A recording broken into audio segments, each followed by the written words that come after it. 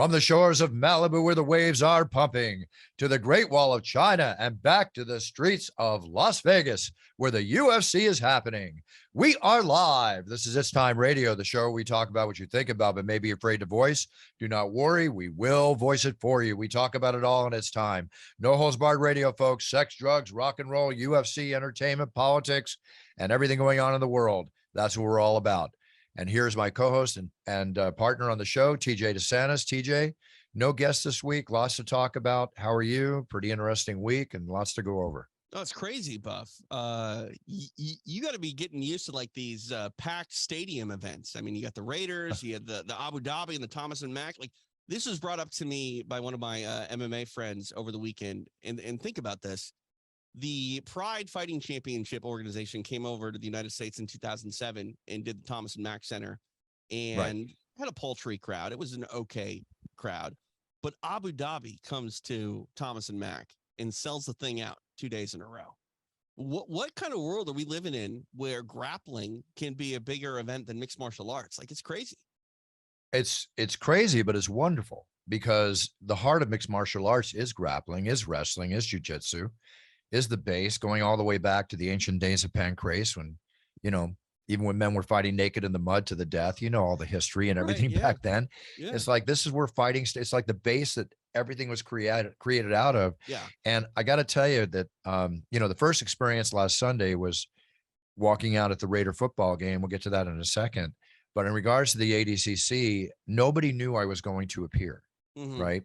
I didn't even accept the job until a week before, although I knew about it for months because I didn't know about my time schedule. Right. And they had the whole Pride-like setup with the ramp, the wrestling setup with the ramp coming down, the fire, the flames, the Congo, the drums, not Congo, but the drums. It was it was a beautiful production, right? And I've started with them back in 2008 or 7, I forget exactly, when the Sheikhs flew me over, Sheikh Tanoon and his crew. I feel like it was earlier than that, Bruce. I'm not kidding. I think I had a best of ADCC tape, which I got in 2004. And but did I say 2000? No, it's 1997, 98. Yeah. Okay, yeah. You said 2008. Oh, so, I'm sorry. No, you because I remember you doing ADCC when we're talking about basically the competitors being the only ones in the expo hall. You know what I mean? That was it. Imagine this. Okay, we had the 11,000 crowd on Sunday. I was tickled pink because I just got back from performing in front of 70,000 fans, give or take, at Allegiant Stadium. And as soon as I walked out, the whole stadium erupted, which was unbelievable. Before I even opened up my mouth, I'm like inside, I'm going like this, and it's like, are you friggin' kidding me? It's like I'm so humble about the whole thing. And then I just let it fly. And it was just such an incredible feeling. Plus, I came on after Carlos Santana. Okay. I'm sharing the dais with Carlos Santana. I mean, you let the cat out of the bag. I edited it out on the show with Anik last week. But how cool is that, man? Like he's a rock god. He's 75 years old now. Still doing. His wife plays the drums. It was just a great experience. Nelly performed at halftime, watched the show with him in the suite, very cool guy. Just real exciting. But then after halftime, I had to run over to ADCC, right, to get there in time. Yeah. They held the show until I got there, right? I mean, that's like, again, I'm going, guys, please, you don't have to do that. But they did it. Right. Yeah. Then I walked out. When you walk out, like, like Goldberg walking out at the WCW, out of the drapes or whatever, when the door, when it came out around there. And the crowd just erupted again. I have 2 eruptions before I open my mouth in one day, which is kind of like 2 mental orgasms. How are you supposed to keep your feet on the ground, Buff?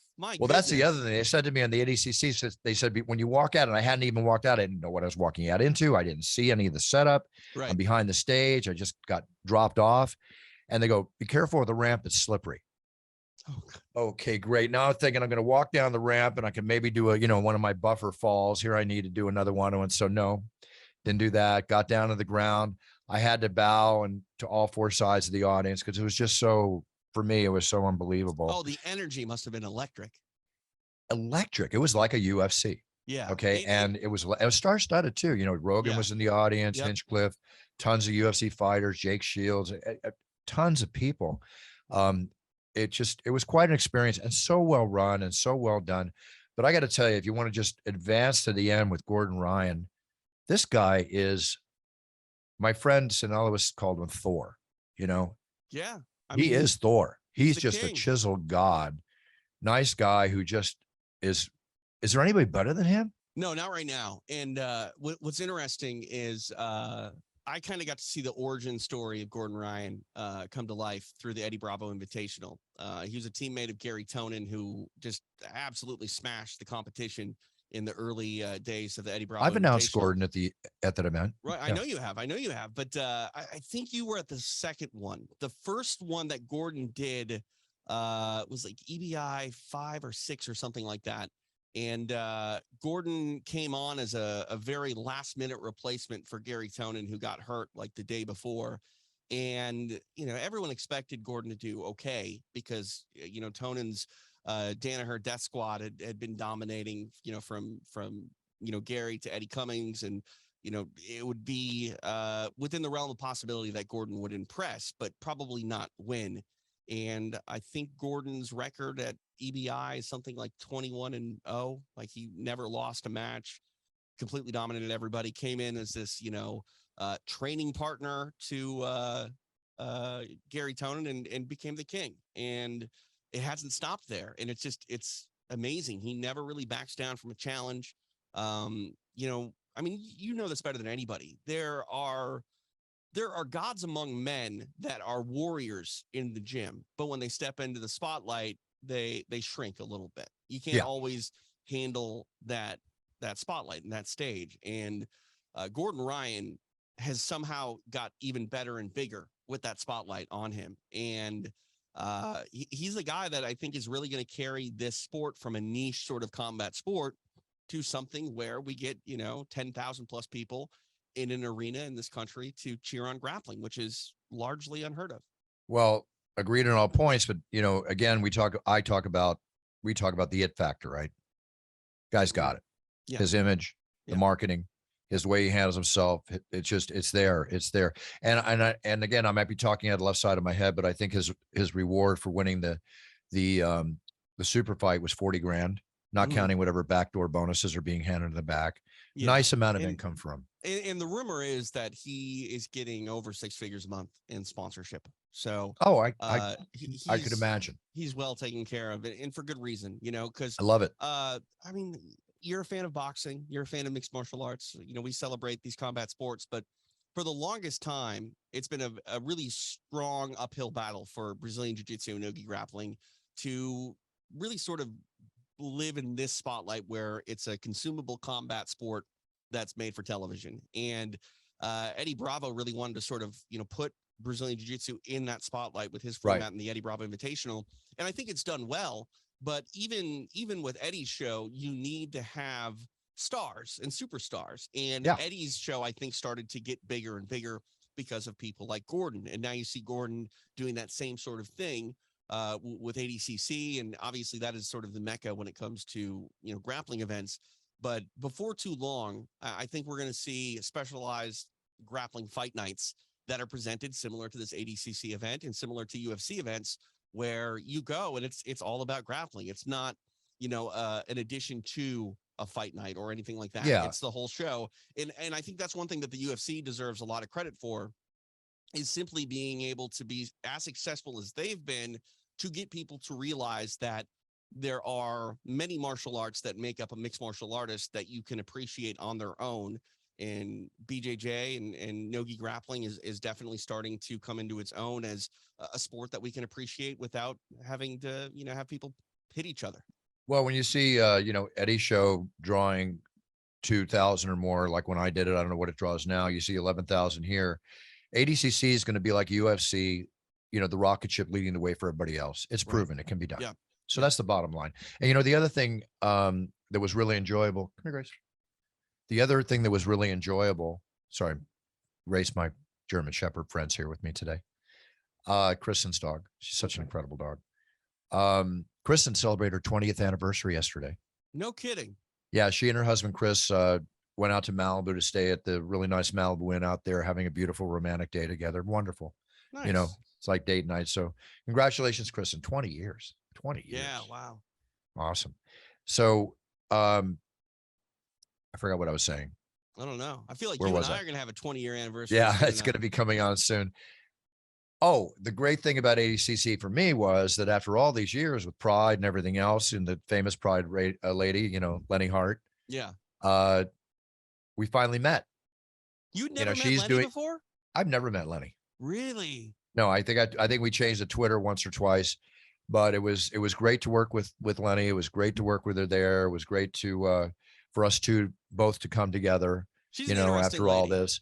And you have everybody always like I remember videos, you know, Lenny voicing a fighter, me voicing a fighter, you know, da da da. Well, here Sure. we are.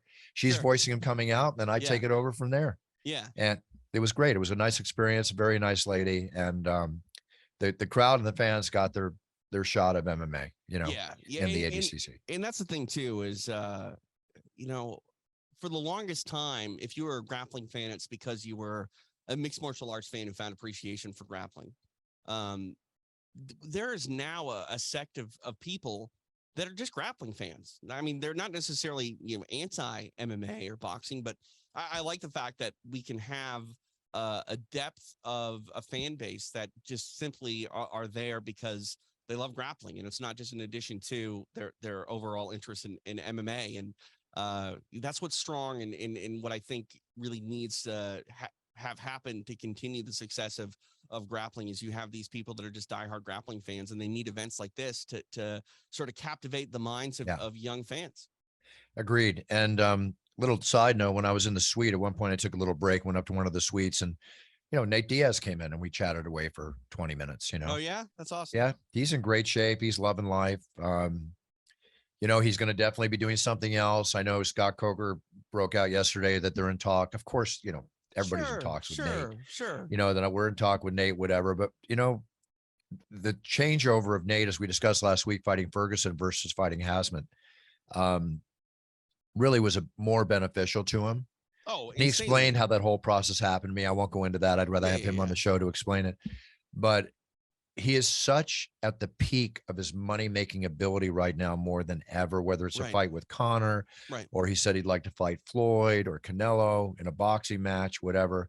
Who knows where it's going to go, but Nate's doing well. He made a lot of money the other week. He's doing fine, and he's got a lot of money in his future. Just got to make the right choices. It was a very good experience for me, you know. And again, coming out of the NFL, while we're on the NFL and the games there, um, I got to say one thing: the Philadelphia Eagles and Buffalo look like the two strongest teams in football this season. They Uh, look unstoppable. Philadelphia played like perfect football the other night. The I don't want to Raiders, talk I about left it. the stadium. It was 20-0, TJ. Yeah, Raiders winning, and they yeah. lost I know. 29-23. I know. So what happened? You left? I don't know if that's the case, but I mean, I'm just they're still saying, happy Buff. with my performance, but it's like, what the hell happened? Yeah, I mean, you left. The energy left the building. You left. 29 points and a half. I I mean, mean, did your defense just decide to fall asleep? You know, I would have bet the mortgage on the Raiders oh at yeah, halftime. big You know what I time, mean? big So time. I don't know, but I mean that's the thing. Football is such a interesting game because I mean look at the flop by the Atlanta Falcons in the Super Bowl. You know, a few years back against Brady and his Patriots. Like this is a game that can be won and lost in the matter of a half, even if you're up gigantic. I agree. Oh, here comes a puppy. Oh, come on. Oh, she's just lying down. Sorry, I wanted Grace to say Sorry. hi to everybody. You want to say hi? I saw her ears. Oh, you saw the ears? You want to say hi? Come here. Come here. Come here. Come up. No, she's okay. It's all right. You know. Dogs are so funny. You know, she's Kristen's dog, right? So when Kristen brought her over and left, she goes out. You know, Kristen has an office. Yeah. She a casita outside. She goes and lies in front of her door for like 3 hours, hoping she's going to come back. Anybody that thinks that dogs or animals, especially, you know, in this case, a Yeah. German Shepherd, does not have feelings and Oh intelligence God. is completely an ignorant idiot. I mean, I hate to say it, and I'm not trying to, you know, crap on cat lovers or people that don't like dogs, but if you haven't had the love of a good dog, you've missed out on one of the most important things in life. Yeah, it's incredible. You have a dog, right? I have two of them. Yeah. Cool. Cool. I have two English Bull Terriers. Oh, they're cute as hell. They Definitely are. cute. They are. They're the Target dog, the Spuds McKenzie dog. All right, I want to go over some other things in sports here while we're on the sports subject. Mm-hmm. Floyd Mayweather's come out that he wants to fight McGregor in 2023. Real fight. I mean, no offense, Connor. No offense, Floyd. Oh, not interesting. Can I say this? I mean, you know, I've said this and I've, you know, ruffled feathers every time I say this. If he wants to come out and fight Conor McGregor and have an MMA fight, that's great. Let's do that. If he wants to box him and call that a fight, I don't need that. I've already seen It's it. a money grab, but it will nowhere Right. near, in my opinion, No. make the money the last No. one made. No. Nowhere near. You want to have an MMA fight? It'll make double the It'll make money, double the money. double the money of the boxing match. The press conferences, as ridiculous and I thought classless they were when they first fought, the way they were handled by all people involved, you won't even get the fanfare again. I'd be very surprised. And look, I'm not saying don't do it. I don't think I'm just saying I'd be very surprised the same fanfare was created. I don't think the they interest sell is out there. an arena, Bruce. I don't think they sell out T-Mobile if they did it in a boxing match again. No, we'll see. I mean, we'll see with the Jake with Paul. Tickets reasonably priced, but again, here's the thing: why wouldn't Floyd fight him in MMA? What does he have to lose? It's not going to hurt his boxing legacy. It's not going to hurt his bottom line. He can make it so he makes no. It's going to hurt him either way. It's going to hurt him. Get over it. You're a businessman. It's good. Yeah, but business. it's going to hurt the training he would need to do just to sprawl for a takedown. He's not going to get anywhere. He's not going to get anywhere. He's going to lose. Yeah, but okay. But everyone said that about Ray Mercer and Tim Sylvia, and they fought in MMA, and Ray Mercer knocked out Tim Sylvia. So no, they fought in boxing, didn't they? No, they did MMA. Oh, MMA. Believe it or not. Heavyweights. Everyone thinks it was crazy because Ray Mercer knocked out Tim Sylvia, and they think it was a boxing match. But no, they did an MMA fight. It was supposed to be boxing. They did MMA, and Ray Mercer knocked out Tim Sylvia. So that's a thing that is sort of afforded to a boxer if they do MMA. You know, if they're going to box, they still want to knock out their opponent. If they do MMA, they still have the ability to knock out their opponent. So it's not like he can't go out and fight Conor with the same sort of style. In like, what do we expect? Is Conor going to go out there and shoot a double leg and take him down and submit him? Probably. I mean, probably. But Conor might go out there and try to kick him in the leg for a little bit. You know what the best counter for a leg kick is? A hard right hand. Understood. But I think what's really going to happen, Conor's going to come back and probably fight somebody like Nate Diaz. A big deal is going to be made. Right. And to me, and this is where people disagree with me, I don't see Conor McGregor fighting Nate Diaz outside of the UFC. It does not happen. It will happen in the UFC. And people are going to say, oh, no, it'll get worked out where Conor will leave. No, it won't. The UFC will not let Conor go at all without getting a fight out of him. And Nate Diaz makes the most sense. So they're going to have to go get Nate again. And if Conor boxes, if it's like last time, then Dana and everybody's got a piece of the action there. Right. And I'm sorry, Bruce, who cares about Conor boxing?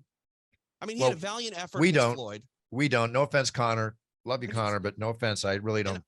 I'm not saying that to disparage the man. I just don't need to see it. I think he's a decent, competent pro boxer. Decent. Right. Decent. But I don't care. Yeah. You know what I mean? Like, there are a lot of MMA fighters that are probably decent, competent pro boxers. I don't need to see them box. I don't want to see them box. I want to see them do what they do the best in the world, and that's fight. Well, let's see what happens, because the ratings have gone down for these YouTube influencer fights. The ratings have gone down. Yeah. And let's see what happens when Jake Paul, I think he has his boxing match Saturday. I forget the guy he's boxing. Anderson Silva. It's Saturday, right? Excuse me. I don't know what the date is on it. It might be Saturday. Or it's October. It's October. Yeah, I don't think it was that quick. Bruce, that will get good ratings because I'm going to watch it. Oh, sure. If I'm going to watch it, then a lot of people are going to watch it, because I don't watch a lot of that. A lot of people, it is interesting. A lot of people are very of one mind on this. They're either Anderson Silva is going to embarrass Jake Paul, or Jake Paul is going to kill another MMA legend. And I don't know where to come down on this. I think Anderson is a much more accomplished boxer from the technical standpoint than anyone Jake Paul has matched wits with. But the bottom line is Anderson is in his 40s. It's the age factor. It's like a Vanderholt if you're walking in at 55 years old and looking absolutely, sorry to say, so poor against Vitor at the time. But, again, time will tell. We'll see. Another surprise in a celebrity or a just real quick on the Anderson front. Anderson was trying to get a boxing match with Roy Jones Jr. 10, 15 years ago. He's been a student of the game, someone that has boxed, in the gym and has studied the sweeter science of boxing. So that's what I think a lot of people don't realize if they're counting out Anderson, saying he's just going to get smashed. Like, maybe he does lose. It's possible. Like I said, he's in his 40s. But this is a guy who is, paid attention to the finer points of boxing long before he was on the backside of his mixed martial arts career. So Right. if Anderson goes out there and just embarrasses Jake Paul, I wouldn't be surprised. You know what? Again, time will tell. It's all about it. Time will tell. I mean, I We'll won't be just surprised see. at anything. If Anderson eats one punch and goes down and gets knocked out, yeah, he's Anderson Silva in his 40s. Not surprising. But if he goes out there and gets rid of Jake Paul in a round and a half, I could also see that happen. I can see a lot of things happening. I just A wish lot he'd of kick him things. in the face. Sorry. Let's see here. What was the other thing I wanted to mention to you? Oh, this is big. This is big. I think it's big. The fact that, basically we talk about jujitsu matches or grappling matches. Yeah. Well, Bane wins the match. I mean, come on, Tom Hardy at 45 years old, winning, Yeah. not just competing, Yeah. but winning the Yeah. UMAC Brazilian Jiu-Jitsu Open Championships. Yeah. He's blue and belt. had previously competed in the was the Reorg Open Jiu-Jitsu I Championships. don't know the name of it, but He's a blue belt. yeah. He's out there competing. He looks as rough and tough as you can imagine. Yeah. That's a big thing at 45, actor or not. That's a big thing. Yeah. Congratulations to Tom Hardy, man. He shows his stuff. What's interesting too is, you're someone, the star of the silver screen, and there's a lot of things that go with being in the limelight, the intangibles that you have to think about that could hurt your marketability and things like that. Yeah. And I'm not saying that if he goes and gets submitted in, devastating fashion, that it's going to prevent him from getting a role in the future. But it does show weakness and vulnerability. And, like I said, we're a very fickle society. But that said, like, how much, courage does it take to go out there when, you're just a middle of the road jiu-jitsu guy like everyone else trying to compete in that division, but you have this name of a guy who, if he wins or loses, it might be on Sports Center. You're the hunted, if you will. And I think it's cool that he goes out there and says, you know what, I'm a fan, a practitioner, and a student of the game of BJJ, and I'm going to go out there and compete, whether And you or talk not about I'm a celebrity or just an average guy. Exactly. You talk about bringing notice and popularity to the grappling world. I mean, that's what it takes. You need people to really compete. Speaking of competition, I want to talk a tragic situation. I'm going to talk a little football, a few diversified stories here. But my heart goes out to this. I know it doesn't happen often, but it does happen, and it's in your home state of Minnesota. A Minnesota high school football player, a freshman, he's been left paralyzed. Yeah. After his very first game. He's a 15-year-old boy.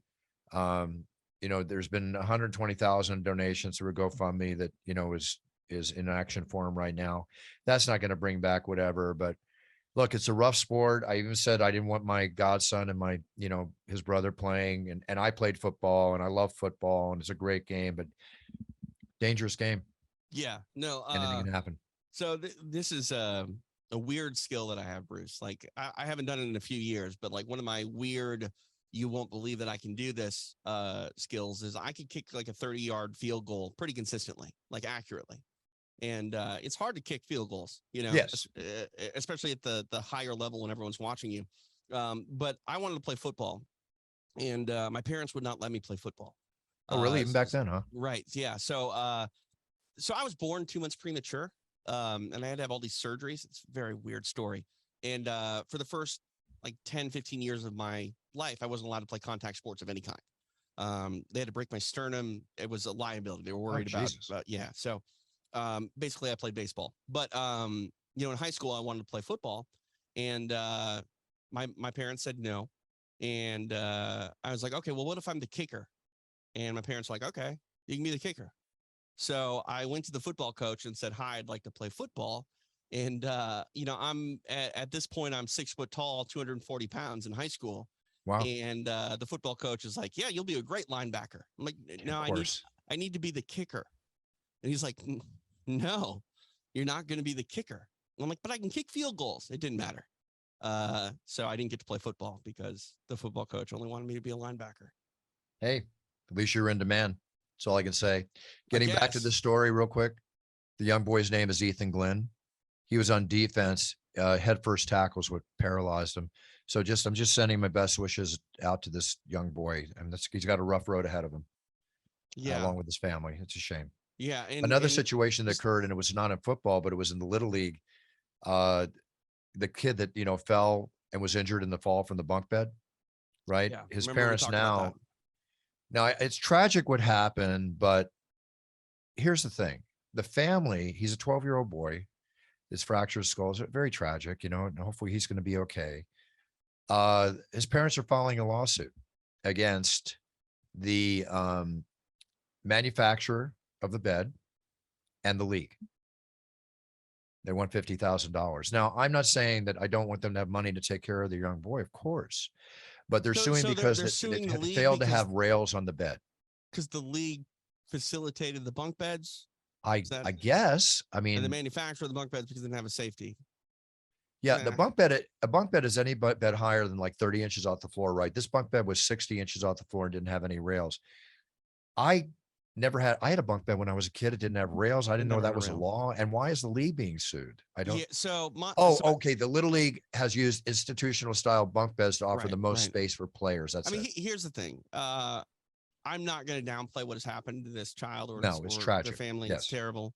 And who am I to say that they shouldn't be compensated for this in some way or shape or form? But it's just, for me on the outside looking in, you take away all the emotion out of it. It's just like, I mean, like you said, I've slept on bunk beds that never had a protective rail. You know what I Yeah. mean? I'm trying to remember when I went to like a summer camp. I had a bunk bed, and I think that the only sort of safety precaution that was on the bed was there was a ladder that had a little bit of a stop if you were going to roll off the bed, right? Like the ladder, Ladder you climb up to the bed on. right? But that wasn't going to protect you. Like I don't know. Like I hate to say it, I'm not trying to be callous here, but I think most bunk beds don't have protective rails, and we haven't had an epidemic of this horrible event happening. So I mean, it seems a little frivolous. It seems frivolous to me that you're going after the league for it. Like the league should be responsible. Well, an attorney goes after these things. They bring in everybody, and after the 50,000 comes in, the attorney that's on contingency will probably get 15 or more of that. I'm not begrudging the family at all. Dude, I'm just sucks. talking about the It news. sucks.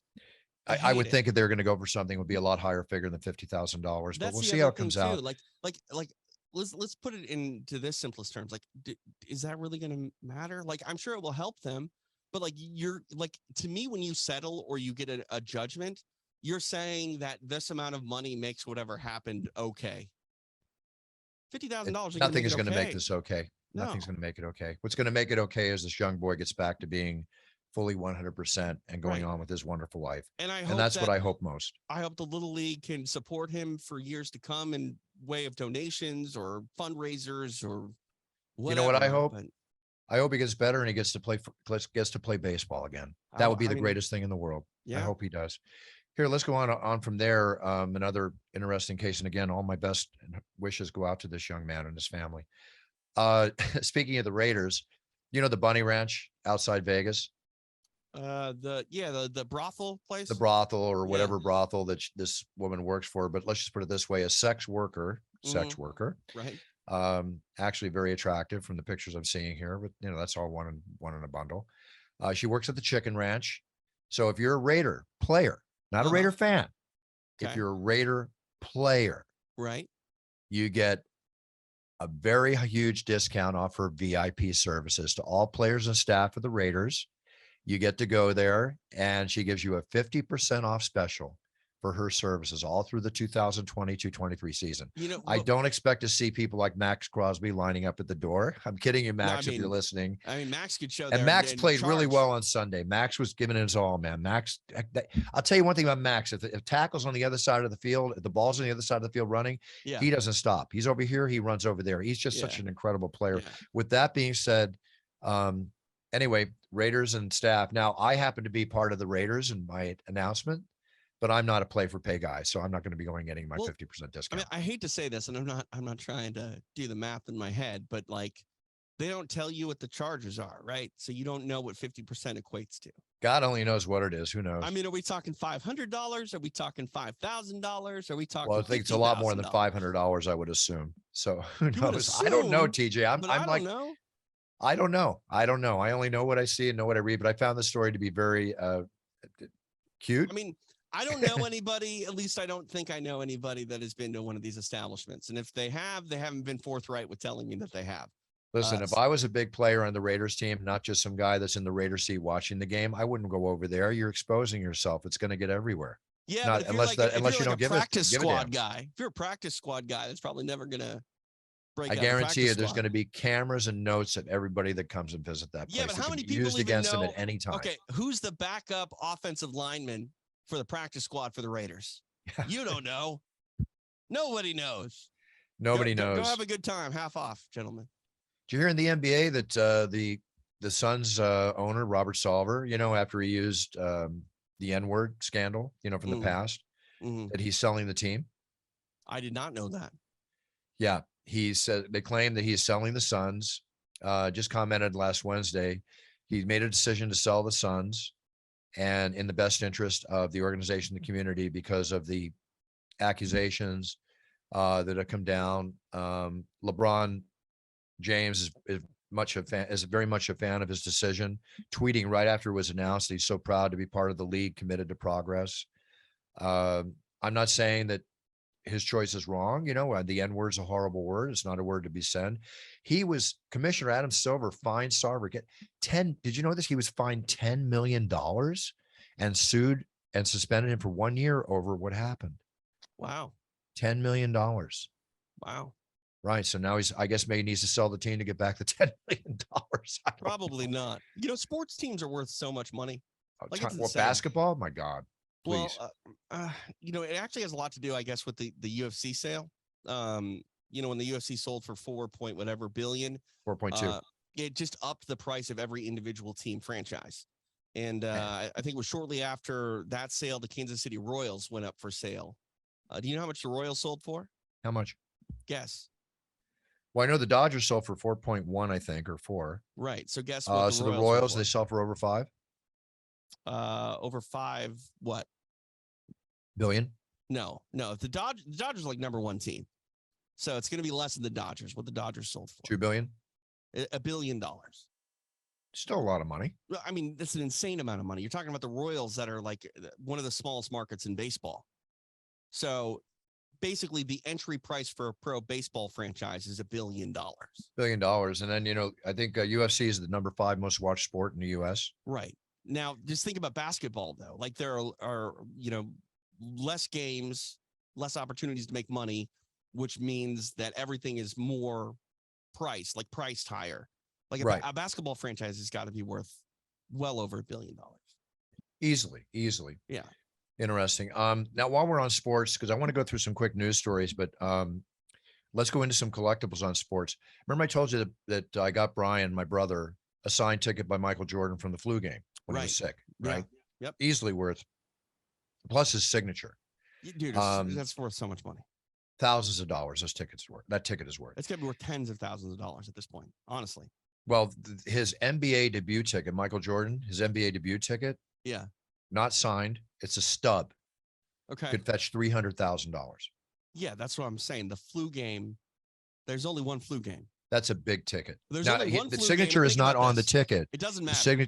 I got a piece of paper. Brian made the thing because it's both in that day. I can. Right.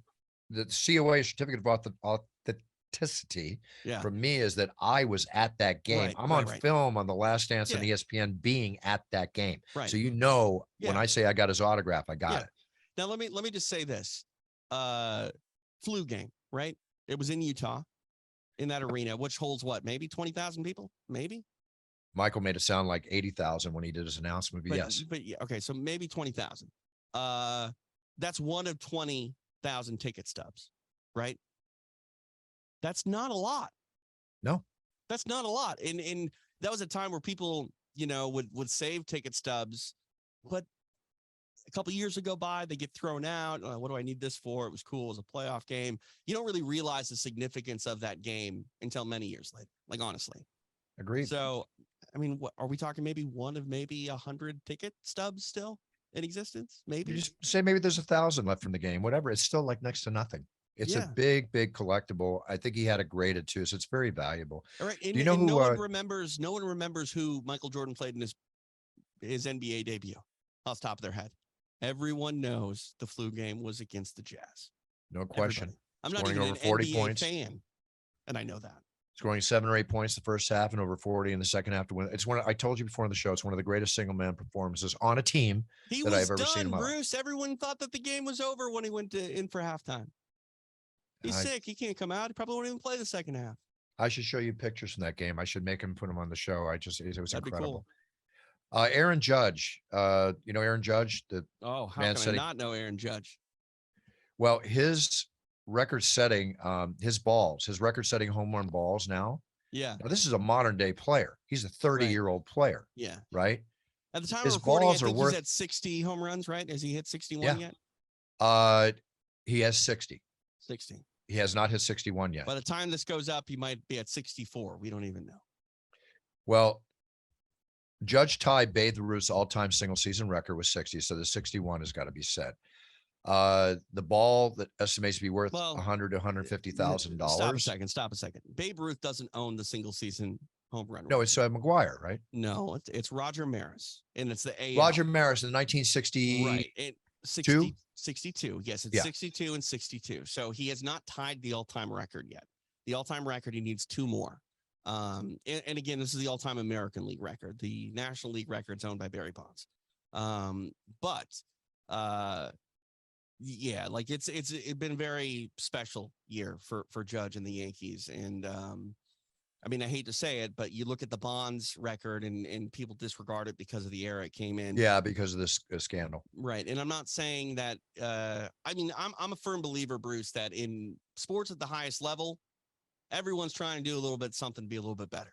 Okay. Now, whether or not it's illegal, it's a question of another kind altogether. But that's another subject altogether. It still feels a lot more pure, this one with Aaron Judge. And it's a pretty special time. If you're a baseball fan and you're not watching the Yankees, you're missing one of the best stories of the year. So let me give you a little thing on his balls. That didn't sound right. All right. Sorry about that. His baseball. Talk about Aaron Judge's balls. Yeah. The ball that he hit for the 60th went for 100 to 150. Okay. Right. They expect when he hits the ball that will be number 62, or excuse me, 61, that's probably going to go for in the area of around $250,000. Right. 62 will be like $500,000. So basically these balls, I mean, every time he hits a ball, it just goes up. Yeah. It's crazy. Yeah. So that's on that. And now another one, we lost the great Bill Russell recently. His fame ring, his 75 Hall of Fame ring, is up for auction. Huge money, but not huge money. You may think that's $200,000. Again, sports memorabilia is just going crazy. Well, and I'm going to say it again for people out there. A lot of the prices are just weird. Ridiculous. I'm going to start putting some stuff. Rupert and I are going to work and start putting some stuff on eBay, some of my old UFC memorabilia. But UFC memorabilia, Panini cards, Topps cards, they're all going through the roof, folks. So if you have them, hold on to them. I can't begin to tell you. I know what I'm talking about. TJ, you know what I'm talking about because I know my business, and Brian does too in the sports collectible end. Hold on to it, folks. Get it and hold on to it. Let's go into a little further here. Brett Favre in football. Did you hear what happened with him? No. Brett Favre lives in Mississippi. Oh, I didn't hear about this. Is this about like the Social Security stuff? Well, basically, there's an issue down there with, the water issue. They're working to get people water down there. There's, they've got the water problem down there, which is happening around. What's coming out now is that Brett Favre, basically, he was heard saying, "Why should black and brown people get water?" What? Why? Quote, "Why should black and brown people get water?" He's facing massive backlash. And this, because that was a tweet, or he's actually on Twitter after his Mississippi scandal was exposed. Now, the Mississippi scandal that I'm talking about is that he's been accused. This is Brett Favre. Now, he made his first mistake years ago with a dick pic. Okay. We remember that story, right? I do. Yeah. Okay. So this is one of the top 5 or 10 quarterbacks of all time that people have been enamored of, a family man, the whole bit. He has been accused of taking money from public welfare funds meant for the underprivileged. section Yeah. of society to build a volleyball stadium for the University of Southern Mississippi to the tune, if I'm correct in this, of like $13 million. It's an unfortunate incident. And it's been estimated the amount is as close to 77 million, which was kept for the public. And almost all of it has been used by Brett Favre along with somebody named Nancy New. What? And then there was another thing, No somebody words. saying the Republican governor of Mississippi, Phil Bryant, multimillionaire Brett Favre and others made a scheme to funnel nearly $5 million in welfare funds to build a new volleyball. And there's all these different things here. I don't know how this is going to come out in the wash, but again, we get to another. Brett Favre is worth $110 million, supposedly. So we're getting down to another situation where after a brilliant, beautiful, amazing career, how you are now going to be perceived by the public. I can't comment beyond that because obviously everything has to come out in fact, not fiction, Right. Yeah. No, I don't. Yeah, there's nothing to say here, really. I really can't say more. I'm going to go through a number of things here. Putin has now basically establishing or trying to reestablish like a draft because they need soldiers. Right. People are fleeing Russia like crazy because they don't want to go in the military. I'm talking like fleeing. Right. Nothing itself. I can't really comment. I'm just giving you news. And the New York Attorney General has accused ex-President Trump and his 3 children of fraud. Uh-oh. Yep. They filed a civil fraud lawsuit against Trump and some of his children and his business. It's basically, alleging they were involved in expansive fraud lasting over a decade.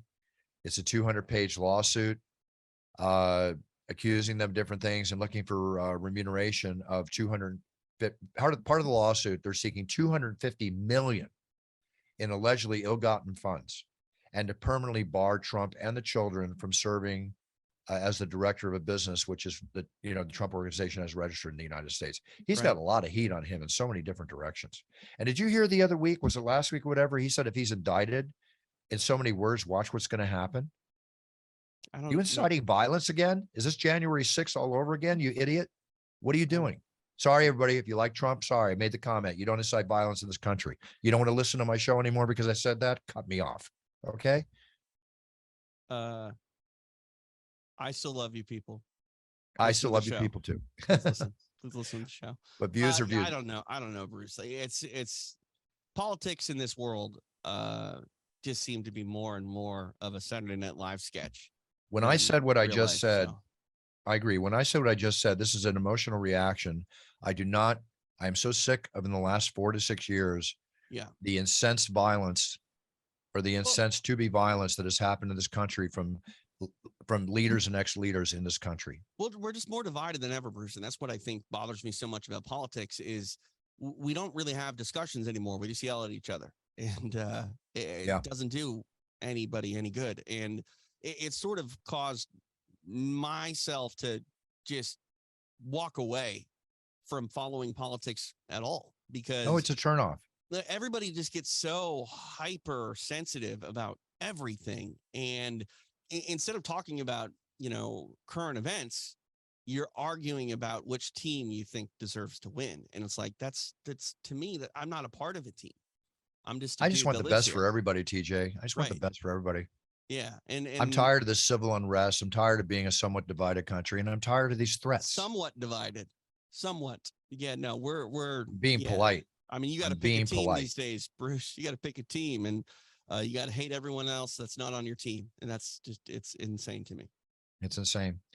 Another insane thing, we talk about this from time to time, but police in an Illinois home had to remove an active World War II hand grenade from the home.